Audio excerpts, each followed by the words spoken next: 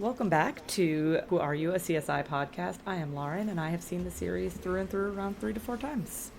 And I'm Nick, and it's my first time experiencing each of these episodes. And today we are reviewing Season 1, Episode 9, titled Unfriendly Skies. Director is Michael Shapiro. Writers are Anthony E. Zeiker, Andrew Lipsitz, and Carol Mendelsohn. Original air date of December 8th, 2000. I think it's a new writer in this episode, by the way. I think Andrew is a new writer. I think. Yeah. I don't know. Carol. Obviously, Anthony E. Zeiker has been for every episode thus far, so it's not him. He's not the new one. I was confused. Maybe it's the next one. I don't know. I was looking at something because I'm officially entered I confirm all of my weird spot the guest star things now.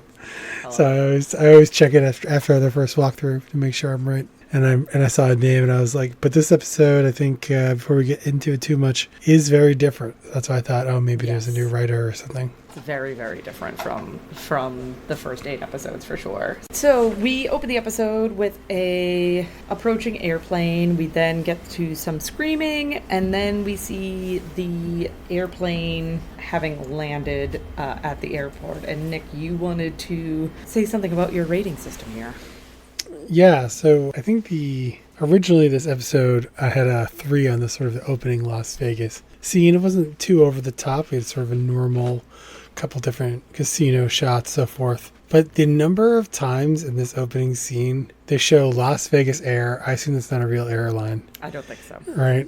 They say Las Vegas to air to Las Vegas ground control, Las Vegas this, Las Vegas that. The word Las Vegas appears so many times, I had to institute a special +1 rule. Ooh, okay. So I was just like, this just like notches it up that extra level where they just like wanted to remind you were in Las Vegas. If you didn't know the show took place in Las Vegas before the first 10 seconds of this episode, you knew afterwards.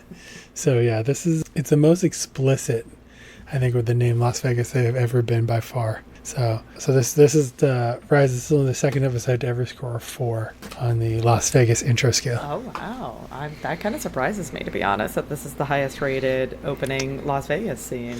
Well, as a Las Vegas-ness. There we go. As a classic nerd geek, it's not a linear scale. Fair. Like every rank of the scale is significantly more Las Vegas than the last. Okay. So Yep. So we cut to Jim Brass. He wants to treat this as a crime scene. He's going to talk to the first-class passengers. We then see Jim Brass and Grissom inside of the plane where they see the victim. We learn that he was pronounced dead about 30 minutes ago. Supposedly, from talking to witnesses, he had a panic attack. He died before landing. Grissom, though, notices a bloody handprint, a shoe impression, a CD with blood on it, which is kind of leaning him towards maybe not just panic attack and died.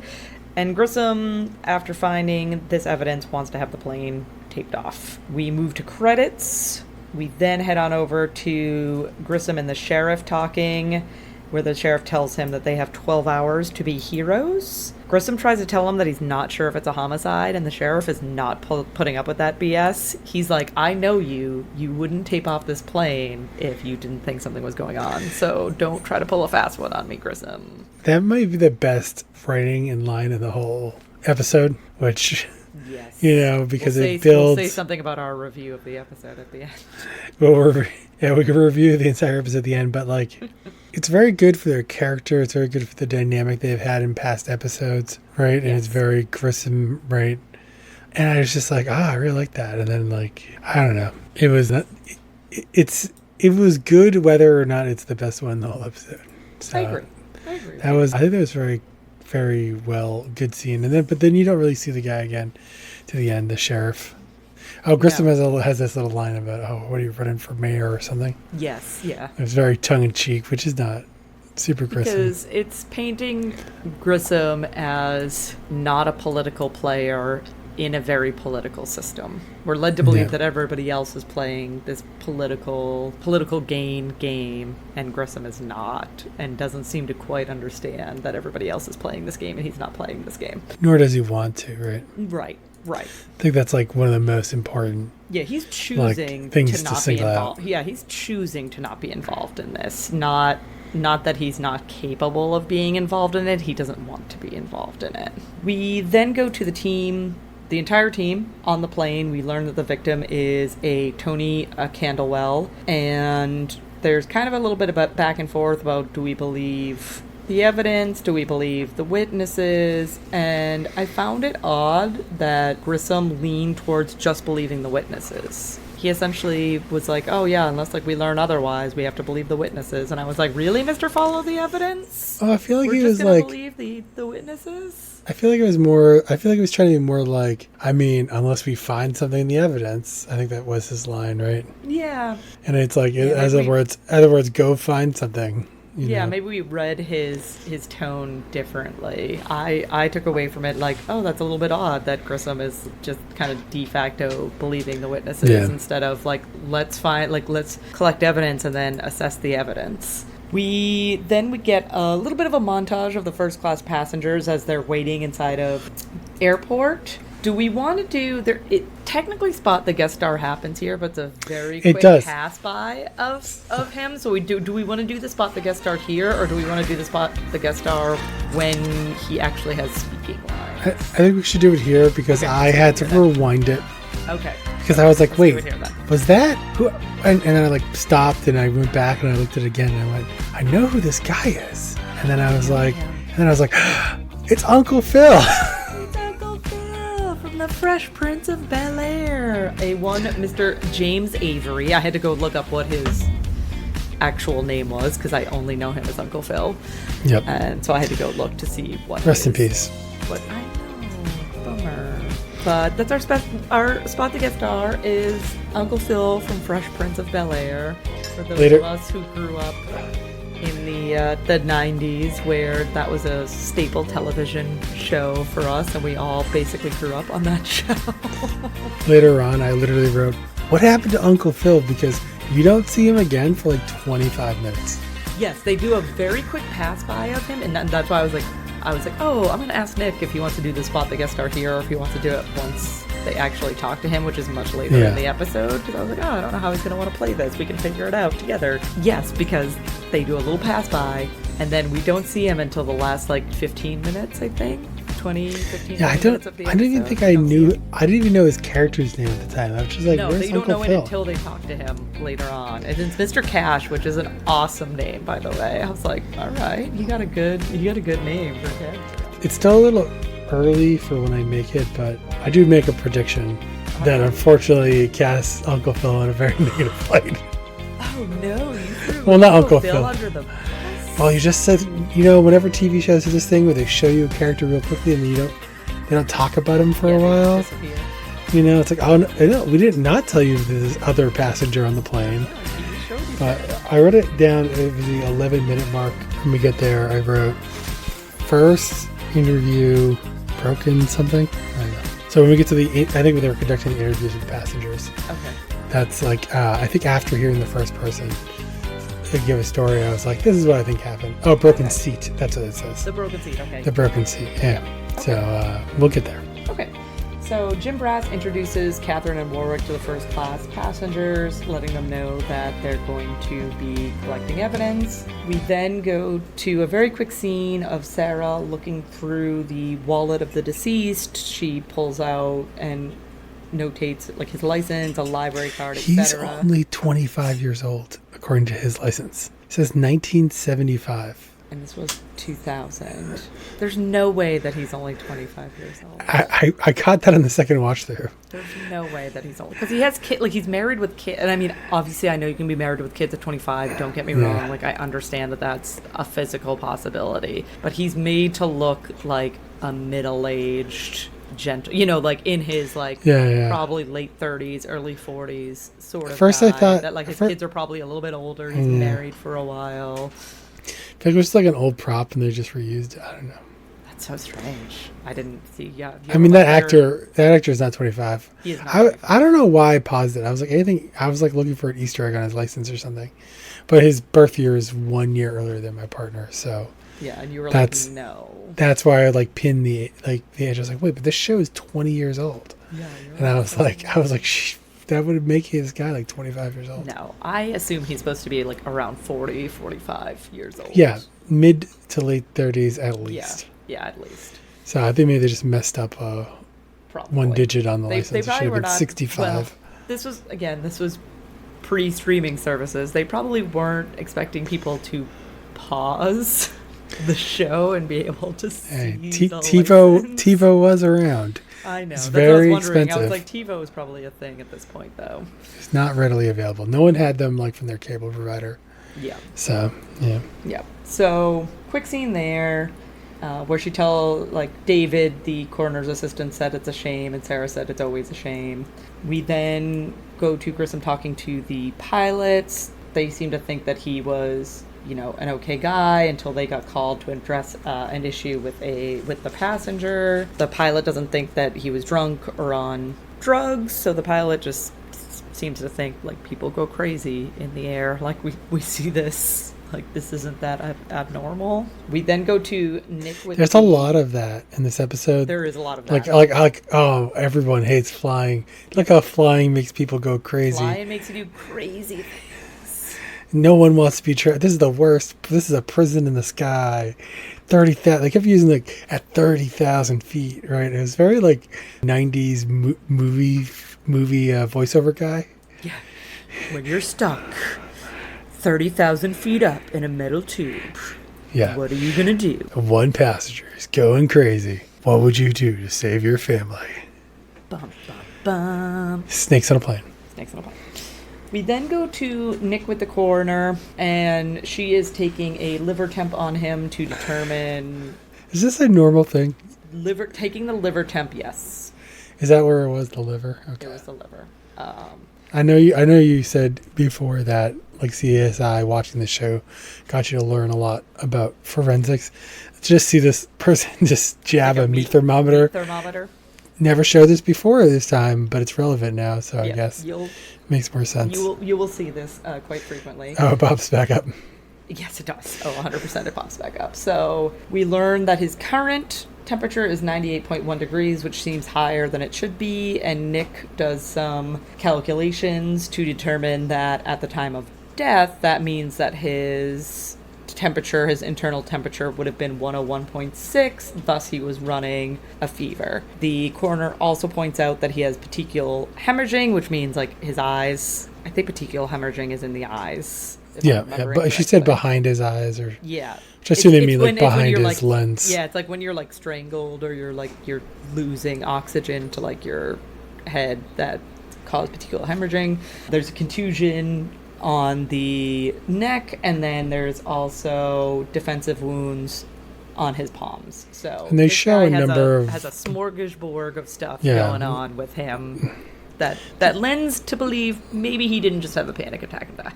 Yeah, they show a number of visually bruises all over his body as well. Yes. So yeah, and then I think at one point Nick calls out a foot or a heel or something. And I like the way the coroner response is yeah, sure, I'll buy that for now. Yeah.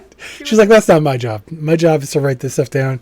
Your job is to make the guesses. She's like, that seems like a fair enough guess. You figure and you do the work to figure that out. This is the same coroner from the early episode. So yes, we're getting a little bit of coroner A, a little bit of coroner B. Yes, we are. We're getting a mix of coroners, which I forgot that we did that for a little while. So we move to Grissom and Sarah back in the plane. They're marking the seats with cones. We learn that the victim was in 3C. This is also when then we move to Warwick and Catherine talking to the guy working on the laptop, and we learn that the victim kept kicking the back of his seat. He tries to kind of play it off that he was an innocent bystander. He didn't get involved in anything, but then we see that his knuckles are all banged up.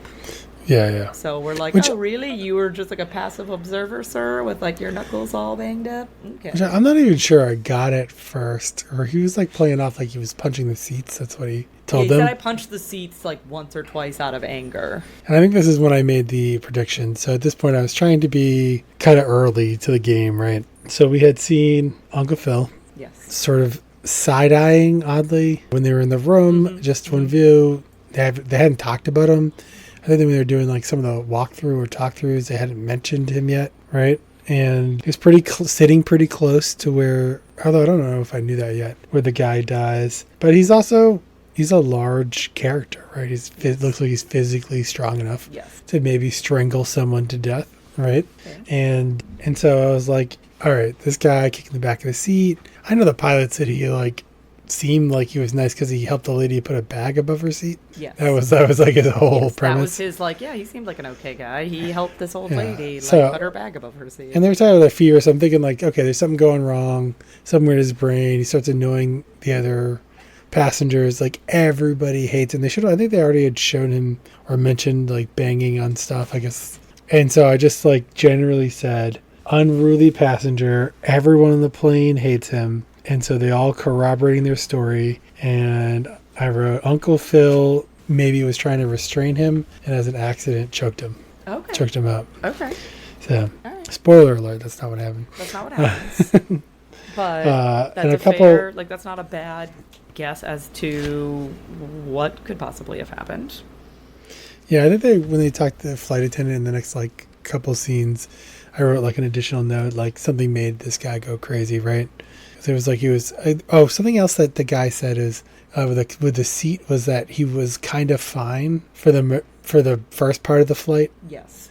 And then at the end of the flight, it was going weird. Yeah. And they sort of gloss over it later, and I think you're just supposed to assume. But they say like he was like involuntarily kicking the dude's seat, as if he didn't even know he was doing it. Much further in the episode, yes, they reveal that he was like involuntarily kicking his seat. Yeah, it's very quick though. They don't spend a lot of time on it, but that was kind of what I was thinking. Was like something was going crazy in this guy's brain. He was jittery. So that's the only prediction I make for the whole episode. Okay. Doesn't quite go that way, but I think at that point we didn't have a lot to go off of. No, you didn't have much to go off of. So. Didn't see the twist with Uncle Phil's character coming. Ba-da-ba. So we go back with Grissom and Sarah. They find blood drops away from the main event, and this is when we learn that the blood drops they find are near 4B, which is Lou Everett. So we very quickly move over to Jim Brass and Warwick talking to Lou Everett. This is the business man. He lets them know that the victim swung on him with a CD. We see a reenactment, and this is soon after the reenactment. Jim Brass is letting him know that he probably could use some coffee because he must have booze on the breath. Yep. And he tries to shake it off by saying, he's a nervous flyer. It's not a big deal. He had a few drinks. It's fine. How many people say that in this episode? I meant to keep count. I think like 3 different passengers in first class end up saying, "Oh, I'm a nervous flyer." Oh, I think you're right. I think several of them do say that they're a nervous flyer. I think the doctor says it at one point, and then I think the wife with the wine bottle says it. Yeah, Mrs. Valdez. So we then move to Catherine talking to the flight attendant. She lets Catherine know that the victim kept pressing the call button. They had a headache. They gave them aspirin. Soon after this, Grissom and Catherine talk for a little bit, and they kind of just commiserate over the fact that no one is talking. That they have all these witnesses, but they're getting no bites. No one is talking. No one is telling them what's going on. If nothing criminal happened on that flight, why isn't anybody talking to us? I'm going to go out on a limb here and say they're hiding something. Then we get to play hide and seek. Yeah, I think this is when I really doubled down on my theory. Okay. My one prediction. I was like, no one's talking. All right, they're all corroborating. And that's when I wrote down that other bit about okay, call button. He was hitting it. He was clearly in distress. Got some aspirin. Yeah. I thought it was going to be something silly like he's got a flesh-eating bacteria in his brain, and it took away his something easy his self-control. You know what I mean? Like the guy really did go crazy because and they sort of implied that he was uncomfortable and wanted out, but not that he had somehow been reduced to some non-human form. Yeah. We move to Grissom and Sarah back on the plane. This is when Grissom gets the results from the coroner. This is also, speaking of Mrs. Valdez, this is when they find the broken wine bottle, and they indicate that Marlene Valdez was sitting at S1E9. So we then go to Jim Brass and Catherine talking to Mr. and Mrs. Valdez. And this is when Mrs. Valdez lets him know that she thought he was going to hijack the plane. So here's like one of our earliest justifications for what comes later is this is setting the scene for our lives are in danger and we acted accordingly, is Mrs. Valdez saying that she thought he was going to hijack the plane. Yeah. I mean, I have some notes about this at the very end. Okay. But I was also very, when I stopped and said, oh yeah, this is like 1 year before 9/11. Was it really? Yes, because it's 2000.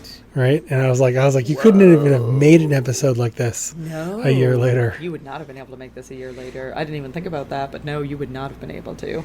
You sort of casually talk about hijacking a plane. It's just... Yeah, they're just offhandedly, I thought he was going to hijack a plane. It's like, yeah, this might have been when this might have been when I looked this episode of an IMDb, because I think I was curious if they pulled the episode and they never showed it as like, oh no, I didn't look at IMDb. I went to Wikipedia and I was trying to see if there was like a blurb about this episode. Oh, like I'd they say like, pulled it, or they they like pulled this episode never made it to syndication because the show would have syndicated 2005. It was too close to the thing, but I didn't find anything. That's when I thought I saw a name that was like this episode. There was like one person attributed to writing the show, like on Wikipedia, but now I'm questioning whether I even clicked on the right episode.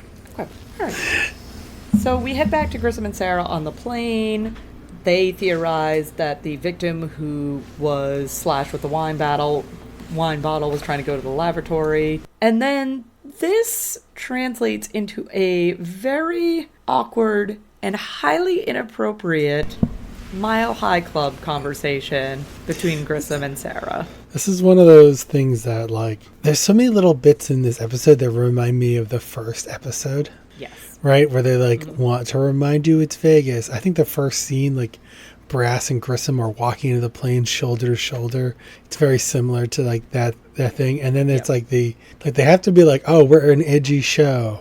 We talk about the Mile High Club and sex on an airplane, you know, like it felt like that. That's why I was like, that's what made me like think like, oh, I wonder if this is the new writers, because like I didn't know if they were just like, oh yeah, I got to put all the Vegas things in here, Vegas, you know, sex and gambling. Yes. I'm surprised there wasn't a slot machine in the airport and the high class rollers were playing on. That's actually the least accurate thing about this episode. When there's no way you could be sitting in a lounge in Vegas and not have a slot machine going off. That's true. That's fair. That's fair. So we then move to Catherine talking to... So we then go to Catherine talking to Mrs. Mercer, another first-class passenger who we learn is not married to the gentleman that she is sitting next to, but they work together. Yeah, I like how they have everyone's name on an invoice and then they don't. They refer... They called her by his last name, and she's like, oh no, I'm actually Mrs. Mercer, not Mr. I can't remember what his last name is. And also they clearly haven't talked to him yet because they then talked to him second. Yes. And so, but I think it was more for the audience to be like, oh yeah, FYI, these people are not together, right? But obviously there's a Mile High Club participants. Oh yeah. I think you're supposed to figure that out right away. Yes. There's not supposed to be any, I think, doubt around that. We then have a quick Sarah gathering evidence montage on the plane. We then go to Catherine and Warwick talking. There, they kind of theorize, which fits right in with your prediction, is that the killer is in the group and the rest of them are afraid. So that's their initial thought process, is like the killer is part of this group and everybody else is afraid to name who the killer is. Yeah, I didn't buy that one for a second. I immediately thought that like they've done no work for the Works theory to pan out to be true. But I actually in this scene I half expected that like Catherine would come back and say, or the whole group is the killer, because at this point that's the one part of my prediction that was right, was that like everyone was sort of in cahoots. Yes. But they also had made that pretty obvious at this point. Yeah. So it's not exactly rocket science. Yep. We head back to Grissom and Sarah investigating inside of the plane. Sarah finds some khaki fibers. We then go to Nick and Sanders back in the lab. This is where they find shoe prints on the victim's jacket. That prompts Grissom to go to Catherine and let her know that he needs the shoes of the first class passengers. And he asked Catherine to do this because she is a people person, but she is at the end of her rope being a people person during this episode. We then move to Grissom with a bunch of shoes. Catherine and Warwick are also there helping to process. They find a match, or they find, I think, more than one match. I think they find matches. 3, yeah. Yeah. And so Jim Brass goes back out to the first class passengers, or actually, I think Catherine goes out. Catherine goes out. She's like, 3 of you, yeah, 3 of you have to stay. are not leaving Las Vegas anytime soon. Yes. So the 3 that have to stay are Mr. Lou Everett, Mr. Max Valdez, and Dr. Kira Burrell. Burrell, yeah. Burrell. So I have something to say here. First, yeah, go for it. Classic CSI. I wrote, it's always shoes in this show. There's so many shoe prints. It is so many shoe It's- prints. And they even kind of say it. Warwick kind of says it. He's like, oh, it's shoe printing again or something, right? And all I can think of another great callback to episode 1. Yep. But one other funny thing is that I could not get over the shoes that the woman who was in joining the Mile High Club was wearing. It was like purple, like knee-high snakeskin boots, and they it's the only person they made sure to show you taking their shoes off. I was like, are they doing this on purpose? No. Like, was this intentional? And I was like, but they everything else in this episode is dark and beige, and there's like this bright, shiny purple shoe. I will admit that there were certain points in watching this episode where I wonder if the director had a bit of a foot fetish. Yeah. There was just a lot of foot scenes and a lot of close up to shoes and people taking off their shoes, and I was like, Quentin Tarantino, did you moonlight in this episode and I didn't know about it? I'm just saying, I think maybe you did. Oh, good. Is that a famous Quentin Tarantino thing? Quentin Tarantino has It does. very well documented foot fetish. I'm both not shocked, but also completely oblivious to this fact. Yes. So fun fact. So Doesn't he direct an episode of CSI? he does. I didn't want to ruin that surprise, but I don't know which one. I feel like at some point it says this show has been directed by famous people such as blah blah blah blah blah blah blah blah. Quentin Tarantino does, and it's a really, I think actually it might be 2 episodes if I'm remembering correctly, because I think the one that he does, but maybe he doesn't direct both of the ones.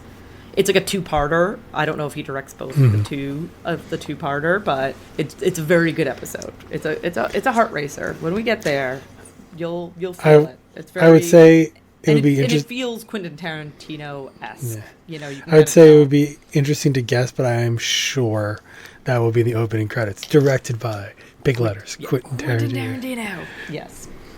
So. Followed by the Kill Bill music. Yes.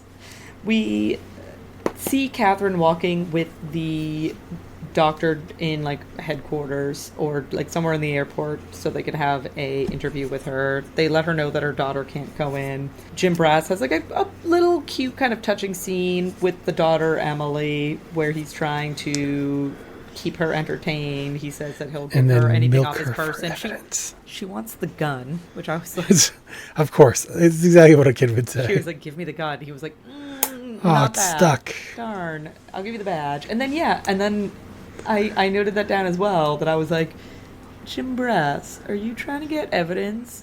He asked her. Not in the most correct way here, because I feel like you're trying to asked skirt her, around did you regulations. see anything? Yeah. And she's like, no. And he's like, okay. Because I didn't realize, because then he goes in the room. Yes. They were waiting on him to have. I thought he was going to stick with the girl. I thought so too, and then I was like, oh, I guess that's not what happens. Because then we do move to Jim Brass and Catherine talking with the doctor, aka surgeon, because she wants to be called surgeon. Yeah, I prefer the term surgeon. I prefer the term surgeon. And they learn that they're in Vegas because her daughter Emily wanted to see the white tiger. She claims that she got the black eye during the ruckus that occurred on the plane. I'm not entirely sure most people would know this, depending on your age, I guess. Yeah, I would say is that the white tigers are a reference to 2 magicians, Siegfried and Roy, who had white tigers, and you could see them on display. I think it was at. I feel like I know where the hotel is, and I can't remember what it's called. Is it Circus? Was it? Oh, okay, maybe I not. don't Maybe know if not it what I was was. thinking. No, Because it there is a wasn't. big cat pen. Is it Mirage or Bellagio? It's over in I that think it was south. the Bellagio, maybe. It's at the end of the strip. Yeah. But they had it like might be Bellagio. lions in there for a few years Yep. later on. But obviously, was it Roy who was mauled by the White Tigers, and then they basically retired. But I would just imagine bringing your kid to Vegas to see two animals that you could probably see elsewhere in the world. Yeah, I think the idea is that I think Mom that- has a gambling problem. Possibly that. I also think that the idea was that like they were flying in first class, and the idea is that they have enough money that they can just go and do whatever they want. Well, she is a doc. She's a surgeon. She's a surgeon. Not a, don't call her a doctor. She's a surgeon. That's the. I apologize for the dog barking in the background, guys. I assume someone is walking by my house right now. So they confront her with the heel impressions on the jacket. This is where we see a reenactment where she uses her foot to roll the victim over to give CPR. So she's trying to paint herself as attempted hero here. I try to give him CPR. Oh, if he was in my surgery room, I probably would have been able to save him. There's only so much I can do at 30,000 feet up above. So we go to Sarah bagging evidence. This is where her and Grissom have a conversation about the fact that they would need to use the paddles on the victim. So they take out the paddles and they realize that they are not used, and they have a little line about how they're not as lubed up as the bathroom. I can't get over these Grissom sayings.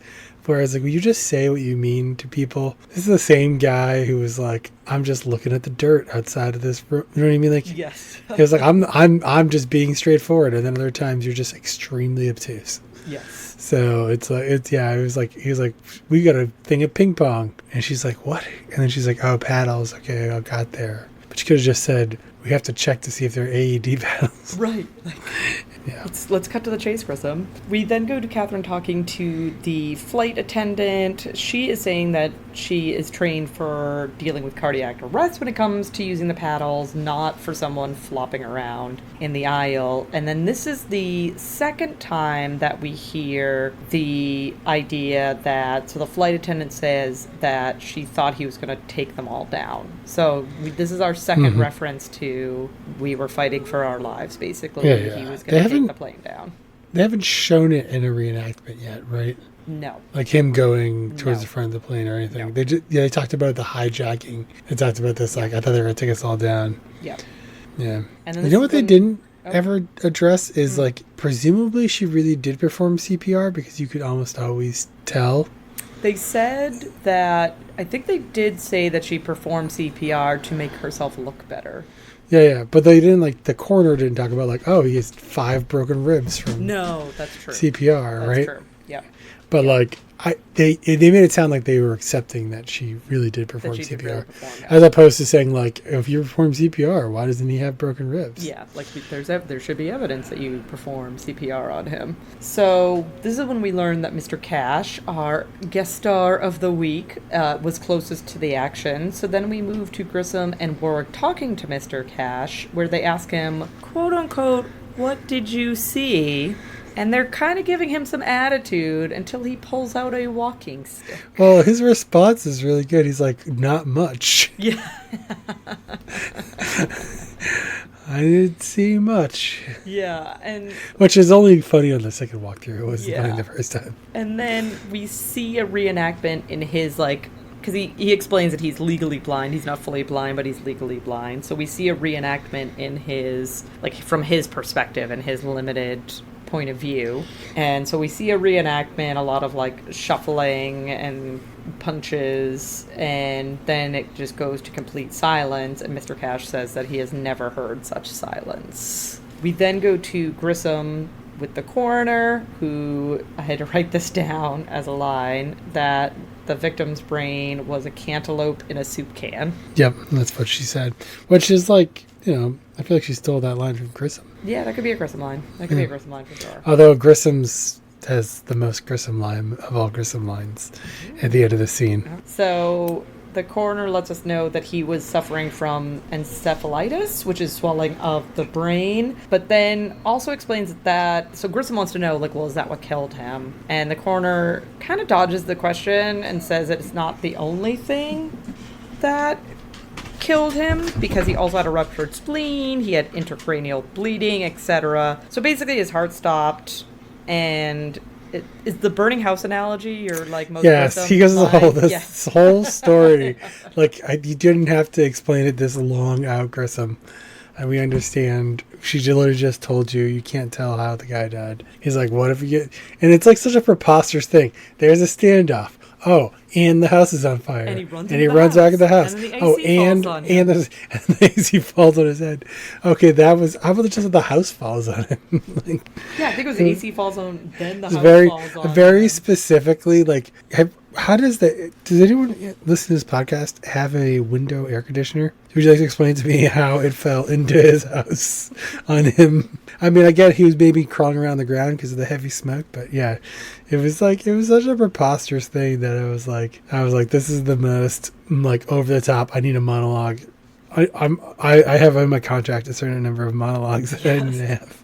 Let me have my monologues. So we go to...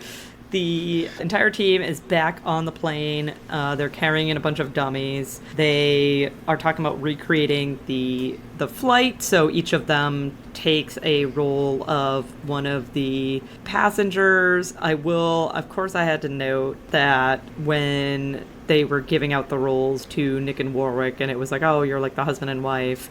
Grissom, of course, has to say, because this was, aired in 2000 and probably written in 1999, let's be honest. Like, oh, who wants to wear the pants? There's a lot of weird things in this. Do we have to be misogynistic here? Do we have to be like, come on now, CSI, I do better. I also like when they were like stewardess and Sarah to be like, actually, for the term flight attendant, you would never call someone a stewardess. No. Today, ever. I don't even think you called them a stewardess back in 2000 to be like. Well, I think some people did. Oh, maybe. Okay. But that's the whole point. Was like, 2000 is actually kind of late in sort of like the 90s PC term, like sort of hump. So, but. That's why it was kind of funny. It was like that's like almost anachronistic to imagine having to tell someone not to call your flight attendant a stewardess. Yeah.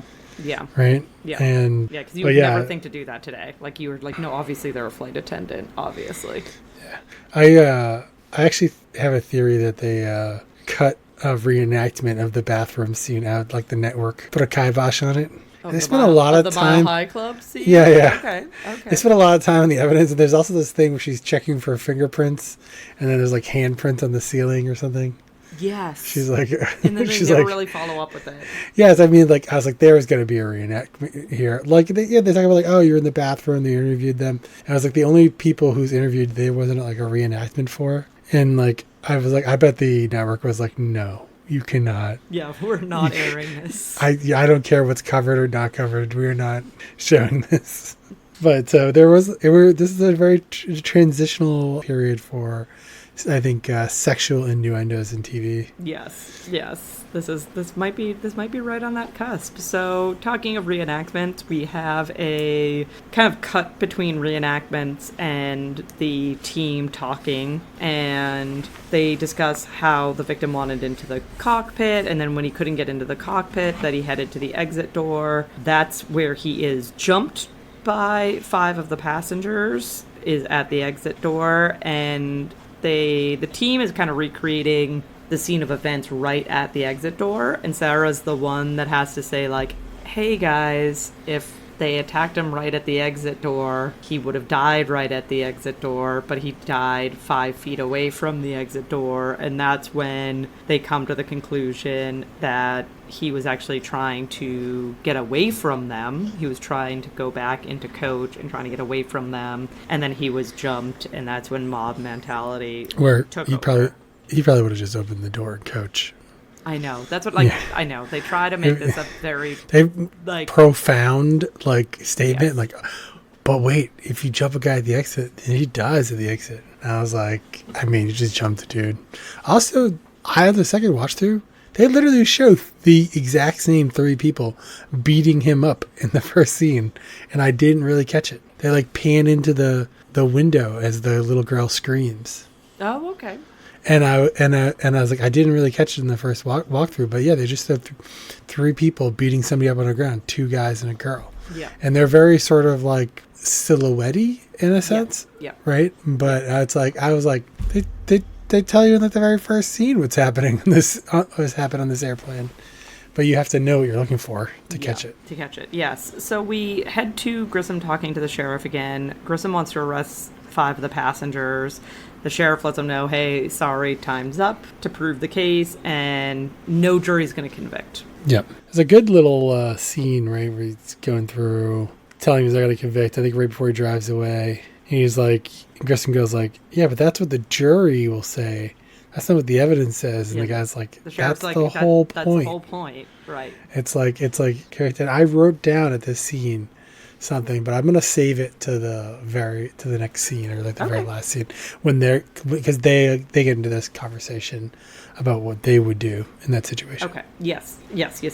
So we see a short clip of the passengers leaving the airport. There's a lot of news crews around. We then hear a newscast saying that the airline had no formal comment and that no charges have been filed against any of the passengers.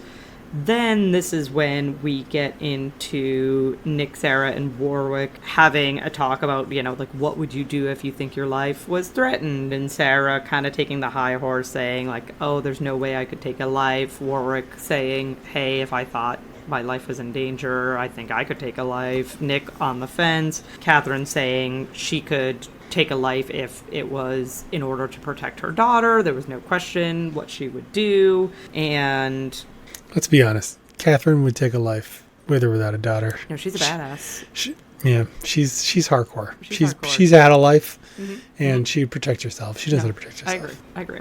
I think that's a fair assessment, and I concur. And Grissom doesn't want to answer this question, which Sarah thinks is a cop-out, but then he poses the turnaround of the problem is, in their conversation, they're all putting themselves in the position of the passengers, and no one is putting themselves in the position of the victim.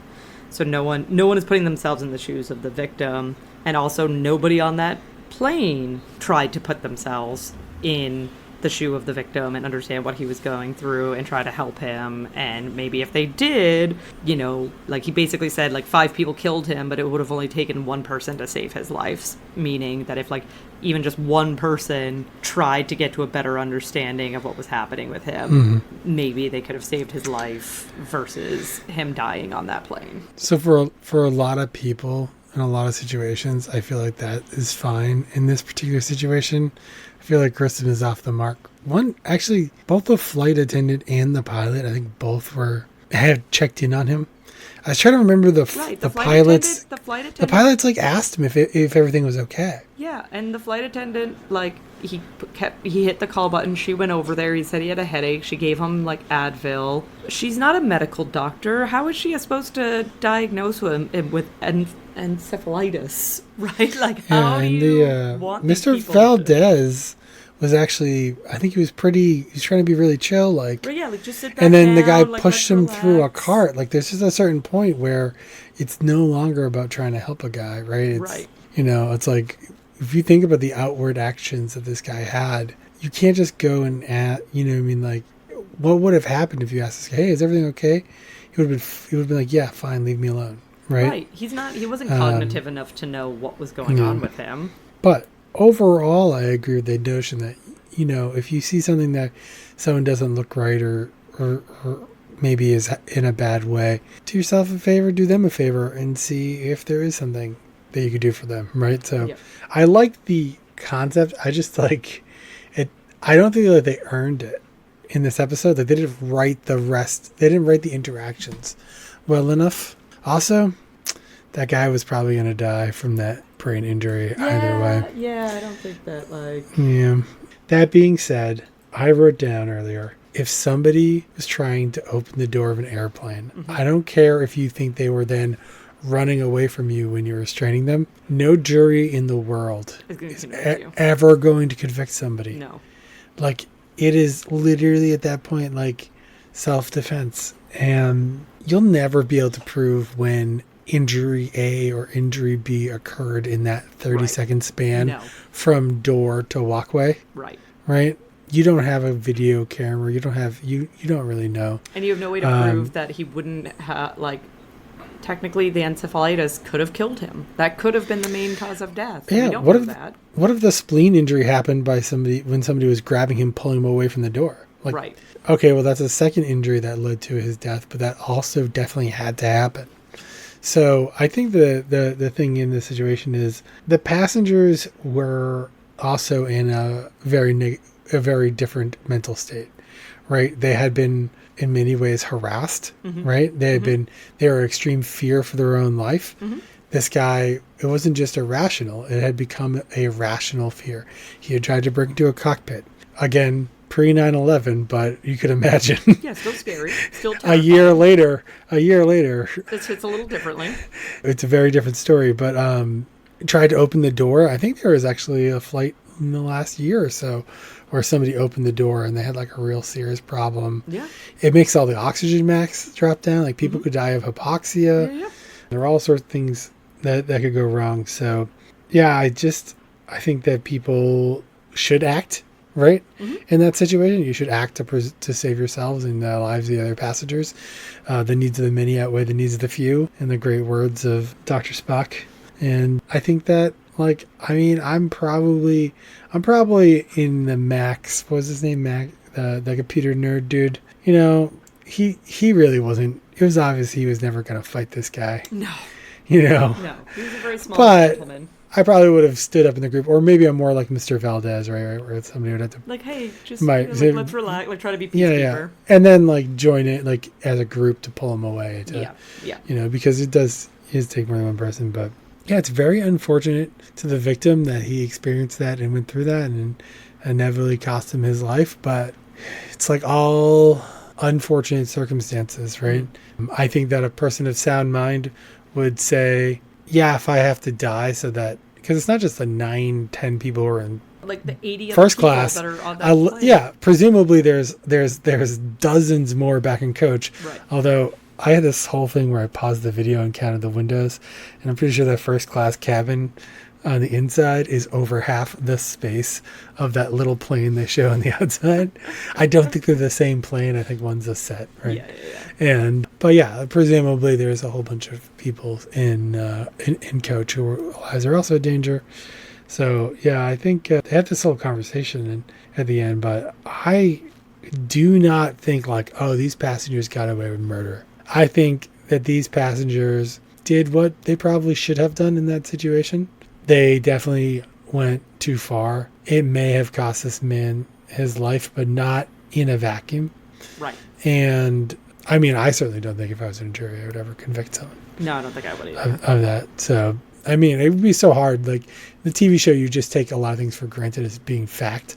Yes. Presumably, like if someone was just presenting to you, you would doubt a lot more things. But even then, it's just like, as far as I'm concerned, those people were in a reasonable state of mind to still think they were protecting themselves. Right. You know, and maybe there was a tipping point, but they would never prove it or show it, and it's so hard to control. So yeah, it's kind of like a sad episode because there's not really a murder. Yeah, so this is probably a good segue into what did you think about this episode? Hands down, it is my least favorite episode so far. Okay. For I think a lot of reasons. I actually don't think the writing or the dialogue in this episode is that great. There's a whole scene, the scene with the dummies. Yes, when they're carrying the dummies in. That was so painful to watch the second time. It was like, I feel like the actors were just trying to do the best with what they were given, but it was like, I would like hear a line and be like, why is this the line? Are you just trying to make sure this person has something to say here, you know, in the scene? And I really couldn't. Yeah, I just like, it was not a great, I'm not going to say it's like bad TV or anything, but I would say I would watch every other episode we've seen so far again before I watch this episode again. That is fair. This is also my least favorite episode by far. Like when I realized last week that this was the episode that we were reviewing this week, I was like, oh no. Like I'm gonna have to watch this twice and I can't stand this episode. Similar to you, you've already pegged me correctly in the fact that I like my 2 to 3 crimes per episode. Like there's a certain format of CSI that I like, and this falls outside of my generally enjoyed format in that it's just one crime, everybody's involved in the same thing. And I don't know, I agree, the dialogue was really iffy. I just didn't like it. It didn't flow well for me. It felt long. What was the other episode where I was like, this is a great episode concept, but this execution was not there. No. It was kind of like that again. Like, I think you really pulled this trick out of your hat maybe a little too soon. Yes. And also, I just don't think they did enough. I don't think there was enough twists and turns. They didn't do enough of the evidence. They didn't, like, one of the things when I say, like, the episode writing isn't great, it's that the dialogue isn't crafted in a way to mislead me, right? And then make me realize something went wrong. It isn't, the characters aren't written complexly in a way that, like, keeps me wanting to know more. There are some people who, quite frankly, I know nothing about their characters other than what seat they were sitting in, right? Right. And I could care less about anything more because they didn't make the characters compelling. No. And I think that is a writing problem. But it's not the normal so far, and I imagine it's not the normal going forward because the show does well, and I know that you like the show a lot, and that this is not, now I know for sure that this is not one of your favorite episodes, and my guess is that they don't do this stuff a lot. No. Going forward. Thankfully. They figure it out, right? They're still in the experimental phase, and but yeah, I was like, oh yeah, I could tell right at the first walkthrough. I was like, this is just not going to be a favorite. A lot of times where I think like, oh, is this? I think one of the other episodes that maybe the first time you said that, like, it was your favorite, I was like, this is like one of my favorite episodes so far. Yeah. You know what I mean? Because like, to me, I'm not like I don't have that kind of attachment to a format of the show. I haven't seen enough episodes. I like the episode. It was good. And then when there were like good things in this episode, I was like, oh, that's a good line, or that was well done. There wasn't a lot of good directing. There was no point where I was like, oh, that's really good directing or anything. No. And so like maybe some of the best things, maybe they were even improvised, right, or riffed on, or Yep. Or it's just like this one editor fixed, or this one writer fixed it. But like the main script wasn't that good to begin with. So yeah, I would not want to use this as a flagship episode for people to watch. No, this would definitely not be a introductory, hey, I want to get you into CSI, watch this episode. I would definitely not recommend this one for that purpose by any stretch of the imagination. Meanwhile, one of our listeners at home is like, this is my favorite episode of all time. They're like, why are they on my favorite episode? If it is, I apologize. Sorry, guys. Because, you like what you like, and there's nothing I can do to change that. But I think for me, and it sounds like for you, Lauren, that was not the case. Not the case here. I'm crossing my fingers and hoping that maybe next week's episode will be a little bit better, which I almost started. I did start watching it accidentally. And then you're like, oh no, hold on. Well, you have to go through like 30 seconds of like pre-commercials on all these streaming platforms now, even though you're paying them. I know. And so then all of a sudden I'm like, wait, what? Is this another commercial? And then you were like, wait a second, no, this is an episode. I was like, so all I know is it involves some people in the woods. That's as far as I got. All right. Well, that's the extent to what I know. If you want to tell us about how wrong we are about Unfriendly Skies, you can find us on Facebook at Who Are You: a CSI podcast. We are also on Twitter, Instagram, and Threads. There we go. At Who Are You CSI Pod. You can also email us at whoareyoucsipod@gmail.com.